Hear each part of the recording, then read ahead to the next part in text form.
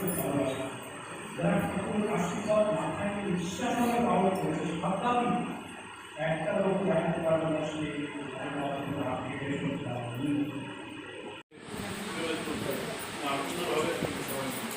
সবাই বাড়ির কাজ কাজ সেরে এই সময় মতো এই যে সবাই শোনার তাদের আমার খুব ভালো লাগছে।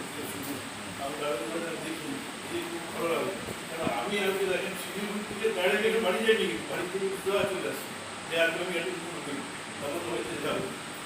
তাই ঠাকুর পরিক্রমা যে আমি এখন করবো, আমি সরকারে বলছি আমি ঠাকুরকে যে ধরলাম, ধরে আমি কি পেলাম এই কিন্তু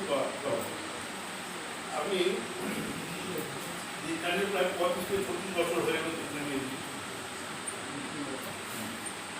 তারপর আমি আমাদের জলবায়ু মায়াদার বাড়িতে আড্ডা মারতাম, দেখতাম মাঝে মাঝে করতাম সব কিছু হতো।